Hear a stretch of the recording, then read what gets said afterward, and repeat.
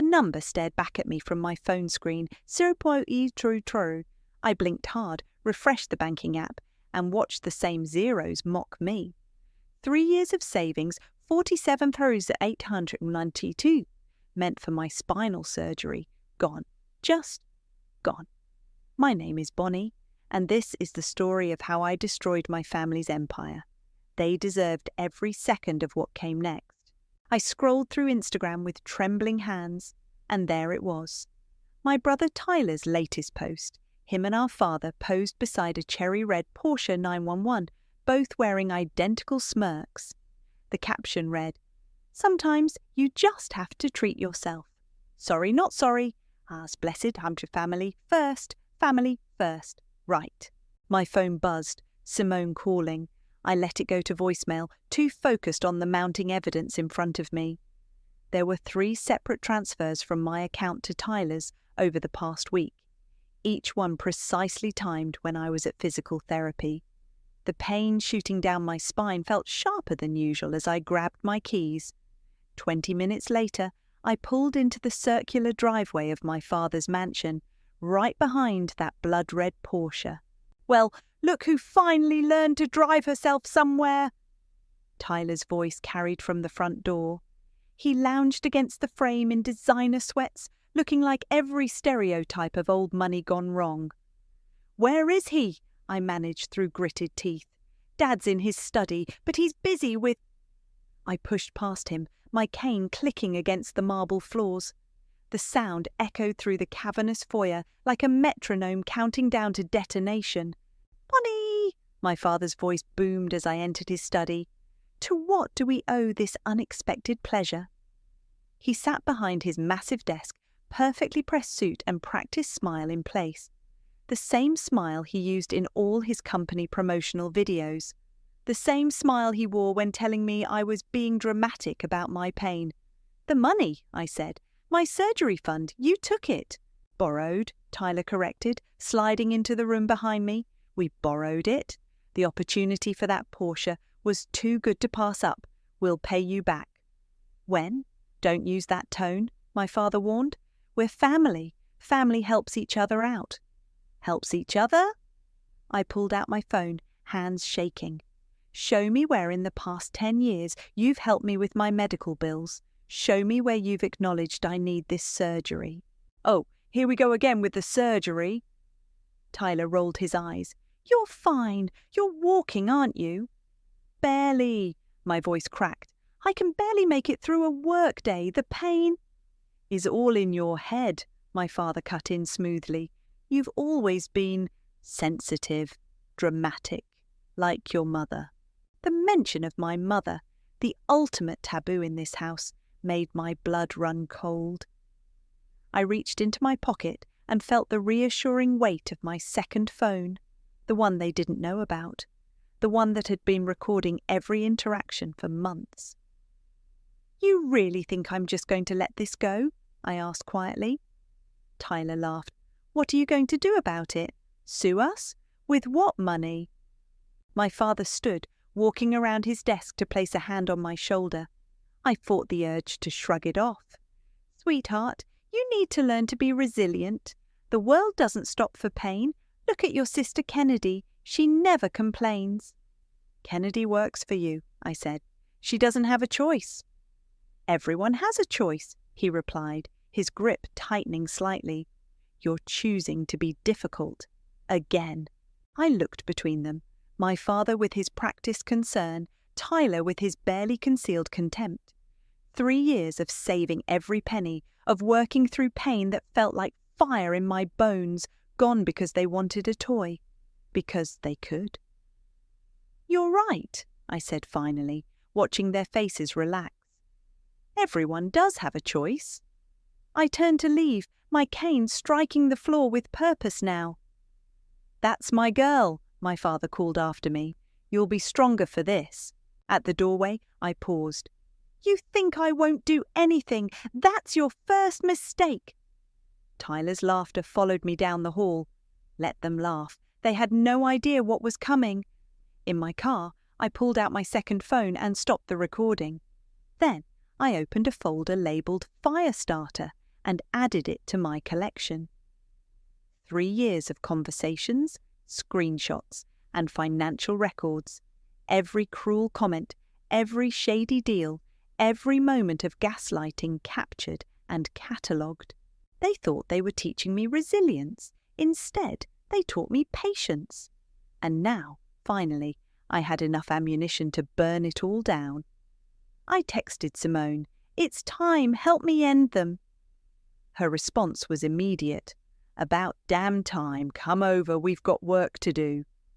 Simone's apartment was a tech nest of monitors and hard drives, all humming with purpose. She didn't look up from her keyboard as I entered, just held up a finger while finishing whatever code she was typing. "Show me everything," she said finally, spinning in her chair. I plugged in my backup drive and pulled up the folder structure I'd been building. 3 years of dirt, organized by date and type. But it goes back further than that. Way further. How far? I closed my eyes, remembering the first time I realized something was wrong. I was 12, Tyler was 9, he'd just won some Little League trophy, and Dad threw this massive party. Typical golden child stuff. No, listen, I had surgery scheduled that week, my first spinal fusion. Dad cancelled it the day before, said the money had to go to Tyler's private coaching instead. Said I was just being weak, that I needed to learn to push through pain. Simone's fingers flew across the keyboard, pulling up old medical records. "Jesus, Bonnie, your x-rays from back then. Yeah, but that's not even the worst part." I leaned forward, pointing to a financial statement from that year. "See that account there? The one in my name?" She squinted. "These withdrawals, they're huge, and they don't match any of your medical bills." "Because they weren't for me. Dad's been using accounts in my name since I was a minor. I found out when I tried to get a student loan for college. My credit was already destroyed." Simone's dark eyes narrowed. "That's fraud." "That's just the beginning." I pulled up more recent files. Look at these company transfers. Every major deal Sherman Industries has made in the last 5 years. There's always a shadow account, always money moving where it shouldn't. "And you have proof?" I played an audio file from 3 months ago, my father's voice filling the room. "The investors don't need to know about that account. What matters is keeping up appearances. Family business stays in the family." Simone whistled low. "Your dad's going to lose everything when this gets out." "That's the plan." I pulled up another folder. "But first, I need you to help me verify something. These payments to someone named Gage Riley, they're huge, but they don't match any official contracts." Her fingers were already moving. "Gage Riley. Oh shit. Bonnie, this is big. He's like conservative Jesus in the venture capital world, all about family values and clean business. If he finds out Sherman Industries is cooking the books, he'll pull his funding," I finished, "and once he does, others will follow." "You're not just trying to hurt them," Simone said slowly. "You're trying to destroy the whole company." My phone buzzed. Kennedy calling. I ignored it. "They took everything from me," I said quietly. "My savings, my credit, my chance at a normal life. They made me think I was crazy for years. Now they're going to learn what crazy really looks like."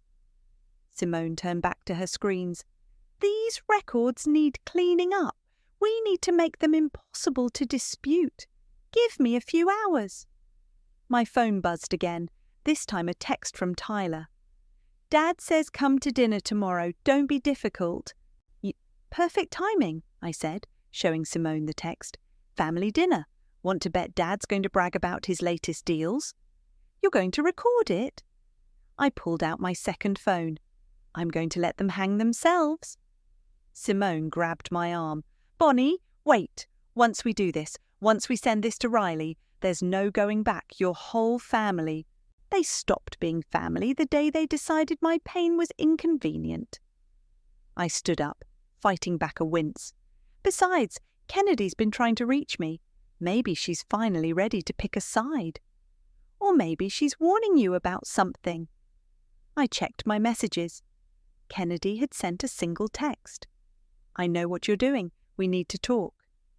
Tomorrow's dinner just got more interesting, I said, pocketing my phone. Can you have everything ready by then? Simone nodded. I'll clean up these records, make them airtight. But Bonnie, be careful tomorrow. Don't let them see what's coming. I thought about the way Tyler had laughed at me, the way my father's hand had gripped my shoulder. Years of being told I was weak, dramatic, unstable, years of watching them take and take while I suffered. Don't worry, I said, heading for the door.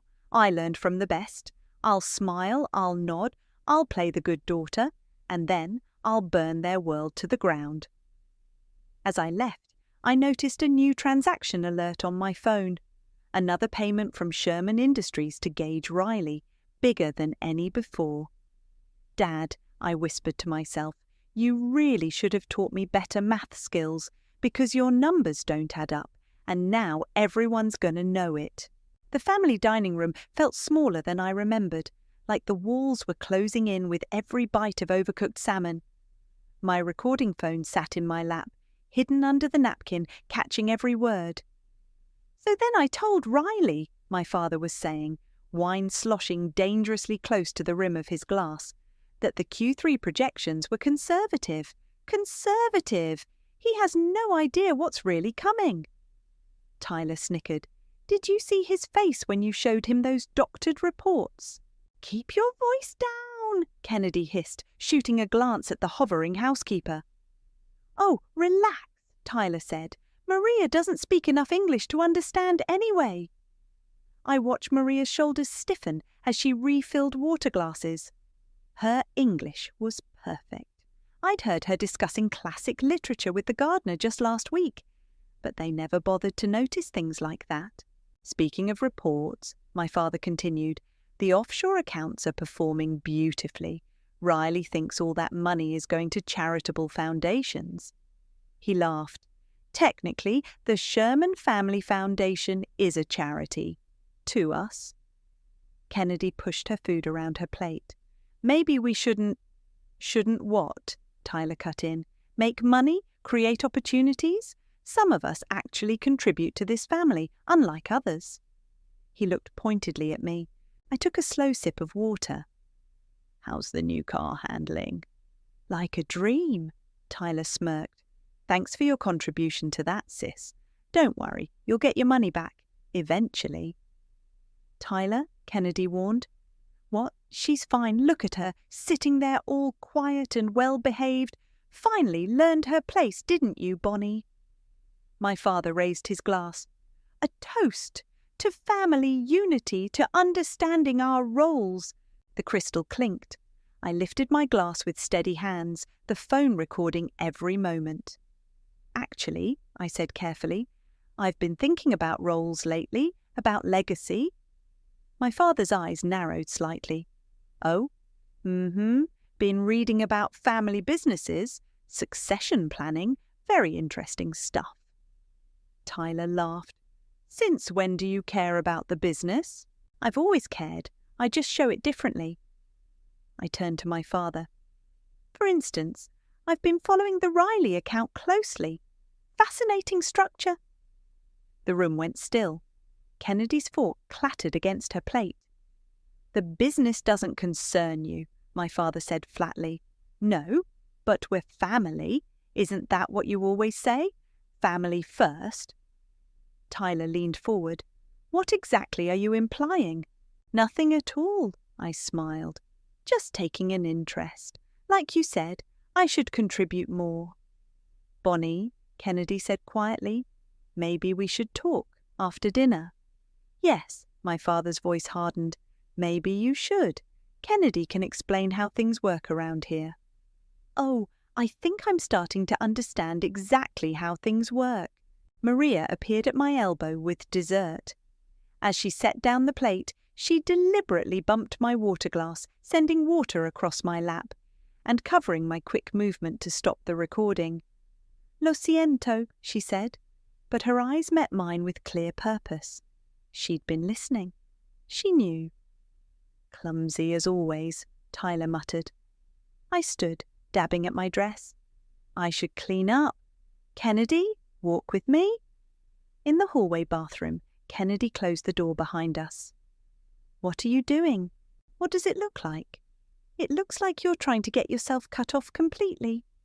She ran a hand through her hair. Dad's already talking about removing you from the family trust. Let him. I pulled out my phone, showing her the folder of evidence. I've got something better than a trust fund. Her face went pale as she scrolled. How long have you been gathering this? Long enough. The question is, Kennedy, where will you be standing when it all comes out? You can't be serious. This would destroy everything. They destroyed everything when they stole my surgery money, when they used my name for fraud, when they made me think I was crazy for years. I took my phone back. You know what they've done to both of us. She looked away. It's complicated. No, it's really not. I headed for the door. But you've got about 12 hours to decide if you want to be on the right side of what's coming. Bonnie, wait. Tell Dad I wasn't feeling well. Must be all that drama he's always talking about. Back in my car, I sent the dinner recording to Simone, adding it to our growing file. Then I composed a new email, attaching everything: the financial records, the recordings, the proof of fraud. I addressed it to Gage Riley with the subject line, "From my family to yours." My finger hovered over the send button. 3 years of planning, a lifetime of pain, all coming down to this moment. I thought of Tyler's smirk, my father's dismissal, Kennedy's fear. I pressed send. Your move, I whispered to the empty car. Your move. 3 days of silence felt like an eternity. I checked my email obsessively, jumped at every phone notification, but nothing happened. The world kept spinning. My father kept posting photos of business meetings.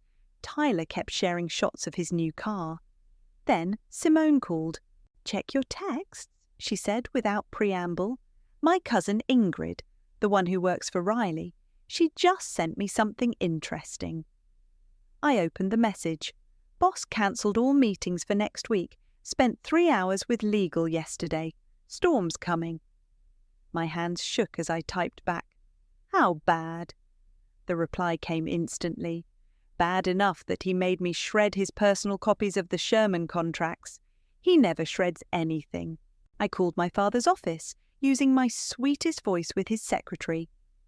Hi, Linda. Just checking if the investor meeting is still on for Thursday? Oh, honey, didn't your father tell you? Mr. Riley's office cancelled. Something about scheduling conflicts. Scheduling conflicts, right? I was making coffee when my phone buzzed with a news alert.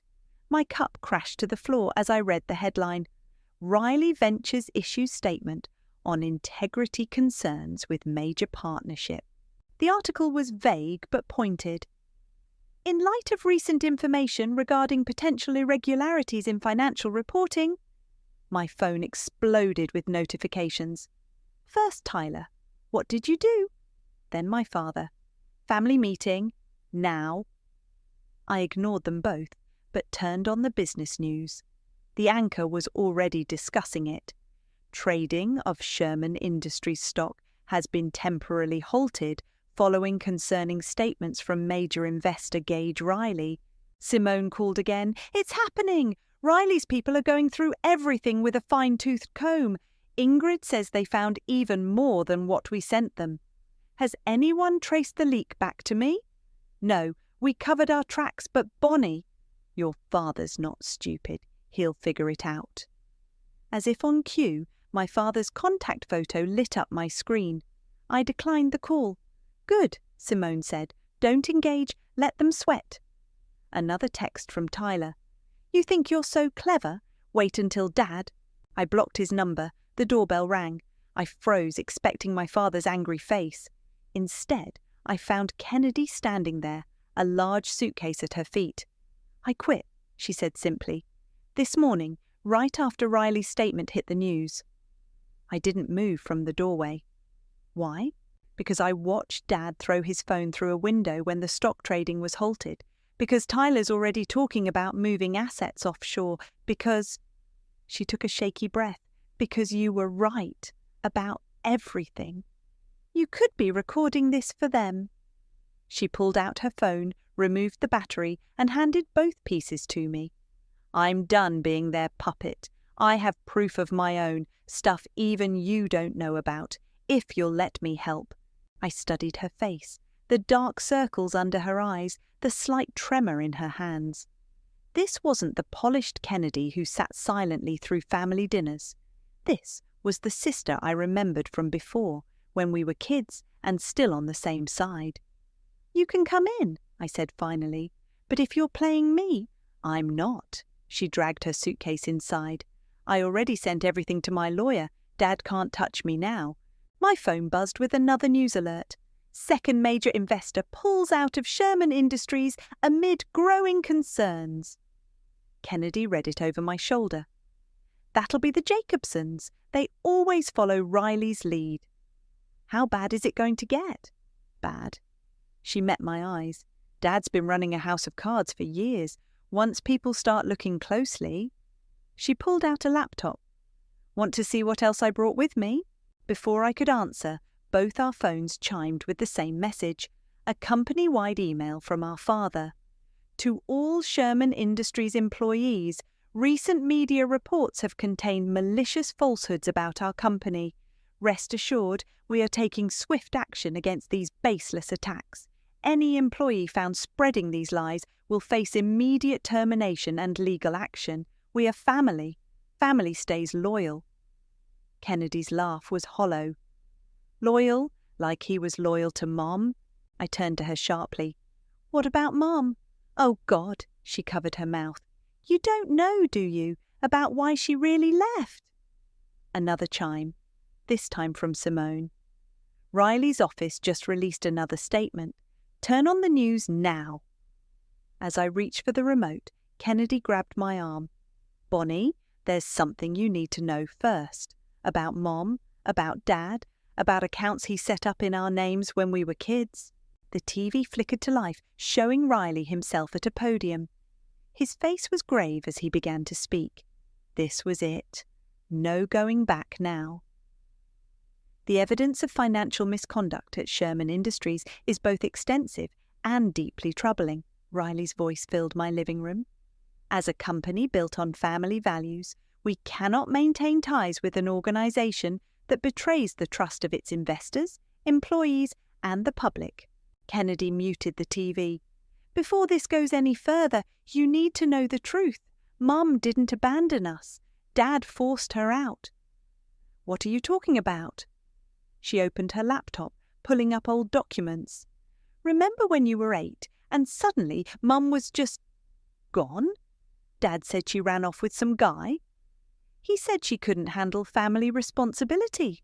Look at this. Kennedy turned the screen toward me.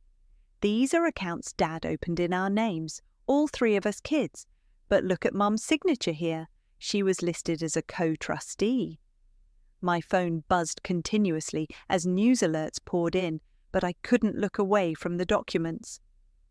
Mum found out he was using our identities for fraud, Kennedy continued. She threatened to report him, so he gave her a choice: leave with nothing or go to jail as an accomplice. Why didn't you tell me before? Because I was scared, because he convinced me she deserved it, because... Kennedy's voice broke. Because I was a coward. My father's face appeared on the TV screen, now unmuted. He stood at a podium outside Sherman Industries headquarters. These allegations are completely false, he declared. My daughter Bonnie, who has a history of mental health issues and substance abuse, has fabricated these claims out of spite. What? I grabbed the remote, turning up the volume. My beloved daughter has struggled with reality for years, he continued, his voice dripping with practiced concern. We've tried to help her, but she's refused treatment. These accusations are a cry for help. Tyler appeared beside him, nodding solemnly. We love my sister, but she needs professional help. She's been increasingly unstable since being denied her unnecessary surgery she wanted. Those lying... I started to stand, but Kennedy pulled me back down. Wait, she said, let them dig their hole deeper. My phone rang. Simone. Turn on your laptop now, she said when I answered. They're trying to smear you online, but we've got something better. I opened my email to find a video file from Simone. Security footage from Sherman Industries dated 3 days ago. My father and Tyler, crystal clear, discussing how to move money before Riley discovered the truth. Where did you get this? Martin Olson sent it to me, Simone said. The CFO. He's jumping ship, Bonnie. Says he's got more. Kennedy was already typing furiously on her laptop. I'm sending everything I have to Riley's legal team. Bank statements, board meeting minutes, everything. My phone lit up with a text from an unknown number. This is Ingrid. Riley wants to meet tomorrow morning. Bring everything you have. On TV, my father was still talking. We ask for privacy during this difficult time as we help Bonnie get the treatment she needs. Treatment? I laughed bitterly. Let's talk about treatment. I pulled up my medical records on my phone, snapped photos of my spine x-rays, and started typing. What are you doing? Kennedy asked. Fighting back. I posted the images on every social media platform. Dear Dad, here are my unnecessary medical records. Care to explain why you cancelled my surgery when I was 12? Or why you stole my surgery fund last week? Within minutes, the posts started going viral. Comments flooded in, many from people sharing similar stories of medical gaslighting and financial abuse. Bonnie, Simone's voice was urgent through the phone. Martin just sent more files. Your dad, he's been doing this to other families too, using their kids' identities, setting up fake accounts. It's huge. Kennedy's hand found mine. We need to call Mom. We don't even know where she is. Actually, Kennedy pulled out an old envelope. I do. I've always known. I was too afraid to tell you. Before I could respond, Tyler's face filled my phone screen. He was going live on Instagram. My sister is having another episode, he said gravely. We have proof of her instability. The screen split to show a video of me screaming incoherently at someone off camera. That's not real, I whispered. I never... It's doctored, Simone confirmed quickly. Give me an hour, I'll prove it's fake. Kennedy stood up, shoulders straight. I'm doing my own live stream right now. Time to tell everyone what really happened to their perfect family. My phone buzzed one final time. A message from Martin Olson. Meeting tomorrow with SEC investigators. Your father doesn't know yet. Bring everything. I looked at Kennedy, already setting up her camera. At Simone, working to expose Tyler's fake video. At my medical records, finally telling their own truth. Dad wanted to teach me about family, I said quietly. Let's show him what I learned. The SEC's conference room felt colder than a morgue. Martin Olson sat across from me, spreading documents across the table, while 2 federal investigators took notes. These accounts, Martin pointed to a spreadsheet, were all opened using stolen identities, children's identities. The oldest ones date back 20 years, including my sister's, Kennedy added. She hadn't left my side since her live stream went viral yesterday. Dad used all 3 of us, but Bonnie got the worst of it. My phone buzzed, Simone sending updates. She'd proven Tyler's video was fake, spliced together from multiple sources. The damage control was already starting. Mr. Riley is prepared to testify, one investigator said, reviewing her notes. His statement about the offshore accounts is particularly damaging. A knock at the door interrupted us. A young woman entered with a folder. Sorry to interrupt, but you need to see this. Sherman Industries just lost 3 more major clients, stocks in freefall. Martin nodded grimly. It's over. Charles can't recover from this. My phone lit up again, this time with a news alert. I nearly dropped it reading the headline, Sherman Industries CEO steps down amid fraud investigation. He's running, Kennedy said, reading over my shoulder. Tyler too. Their social media's gone dark. The investigator leaned forward. Miss Sherman, we'll need to discuss protective measures. Your father may. Already handled, Simone's voice came through my speakerphone. Bonnie's got security and I'm monitoring all communications. They won't get near her. A new email popped up on my laptop from the Public Health Grant Committee I'd applied to months ago. My hands shook as I opened it. What is it? Kennedy asked. I got approved for the surgery, full coverage. I couldn't keep my voice steady. They fast-tracked it after seeing my case in the news. Kennedy hugged me tight while Martin smiled for the first time that day. Sometimes karma works fast. The meeting continued, details piling up like evidence in a murder case, which, in a way, it was. The death of Sherman Industries happening in real time. One more thing, Martin said as we wrapped up. The internal audit found something else. Letters never sent, from your mother. My heart stopped. What? He slid a thick envelope across the table. Your father intercepted them, all of them, for years. I stared at the envelope but couldn't bring myself to open it. Not here, not now. The surgery's scheduled for next week, I said instead. Will you need anything else before then? The investigator shook her head. We have more than enough. Get your surgery, Miss Sherman. We'll handle your father. Outside, Kennedy helped me to the car. My back was screaming after sitting so long, but for the first time in years, I felt hope. Real, tangible hope. Bonnie! A familiar voice called out. Tyler stood by his Porsche, looking dishevelled. Please, just listen. Step back, Kennedy warned, putting herself between us. Haven't you done enough? Dad's gone, Tyler said quickly. Took off this morning. Left me to deal with everything. Please, I need your help. I laughed, actually laughed. Like I needed your help. When you stole my surgery money? I'm your brother. No, I cut him off. You're just another one of Dad's victims. You just haven't figured it out yet. My phone rang, an unknown number. I answered on speaker. Hello, Bonnie. My father's voice smooth as ever. Quite a show you've put on. Where are you? Somewhere safe. But I wanted you to know I underestimated you.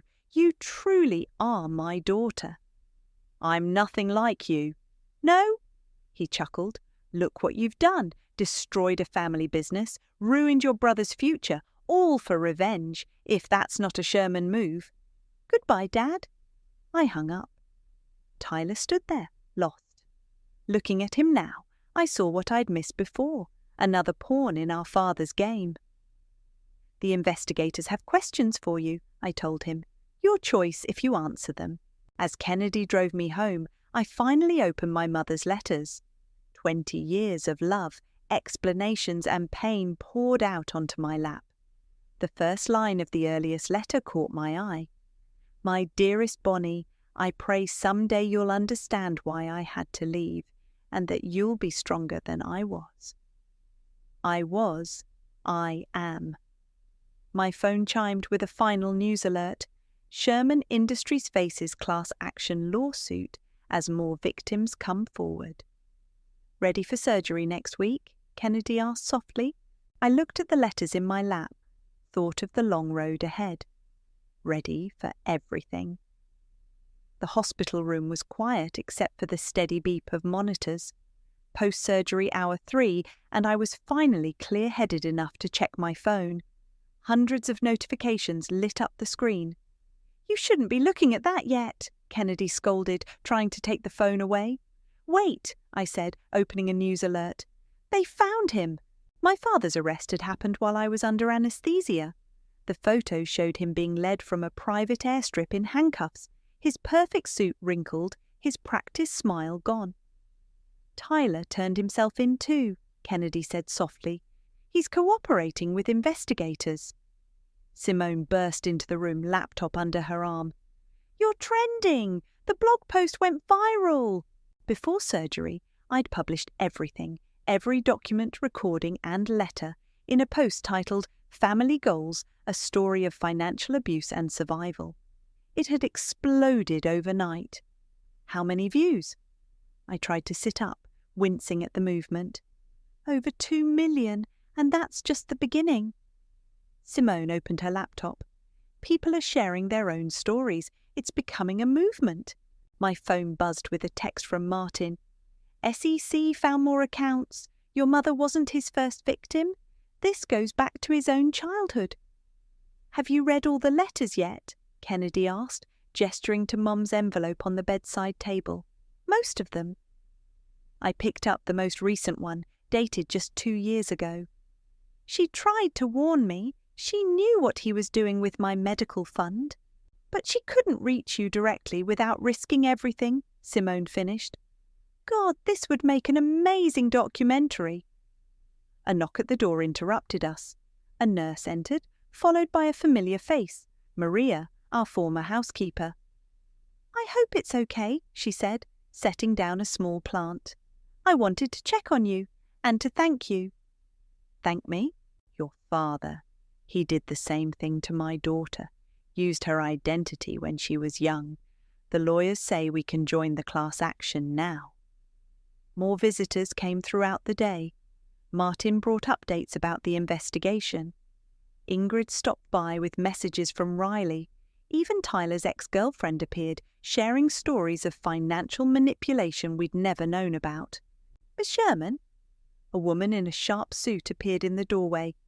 I'm Amanda Torres from the FBI's Financial Crimes Unit. When you're feeling stronger, we'd like to talk. About what? Your father's pattern goes deeper than anyone realized. We're finding connections to other companies, other families. Your blog post opened a floodgate. After she left, Kennedy pulled up the latest news on her tablet. Look at this. Dad's old business partners are falling like dominoes. Everyone's scrambling to distance themselves. Including the governor, Simone added. He's returning all campaign contributions from Sherman Industries. My phone lit up with another message. This one from Tyler, sent from his lawyer's office. I'm telling them everything, about the fake accounts, the offshore money, all of it. I'm sorry, Bonnie. I was wrong about everything. Do you believe him? Kennedy asked. I believe he's scared. I shifted in the bed, the pain medication wearing off. But maybe that's what he needed to be. Simone's laptop chimed. Oh, wow, the Women's Business Alliance wants you to speak at their conference. Topic, financial abuse and family power dynamics. They know I'm not an expert, right? No, Kennedy said firmly. You're something better. You're a survivor who fought back. The nurse returned with pain medication, but also news. There's a reporter in the lobby. Says she's doing a feature on familial financial abuse.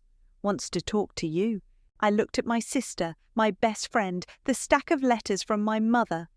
20 years of silence broken open like a dam.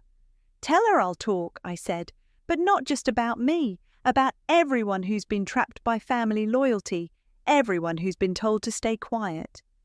Like Mom, Kennedy whispered. Like Mom, I agreed, and everyone else. My phone buzzed one final time that day, an email from an unknown address. The subject line made my heart stop. It's time to come home. It's from Mom, I breathed, opening it. Her words filled the screen. My brave, brilliant girl, I've been following everything.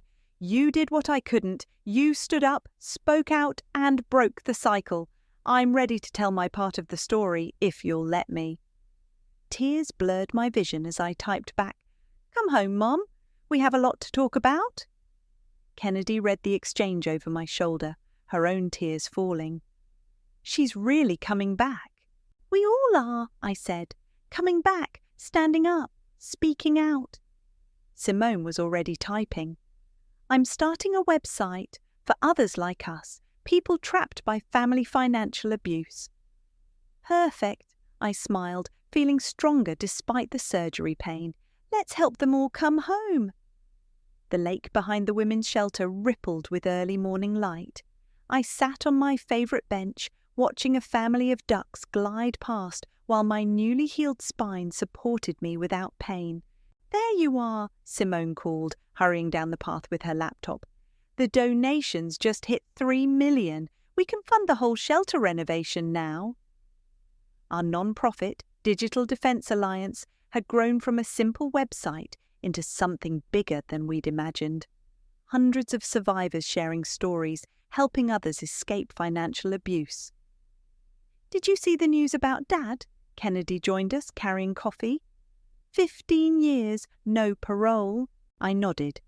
The sentencing had been yesterday. I hadn't attended, but I'd watched the live stream. My father, still trying to look dignified in his prison jumpsuit, had finally shown his true face when the judge mentioned restitution payments. "Tyler got 5 years, Simone added, "but with good behaviour and his cooperation."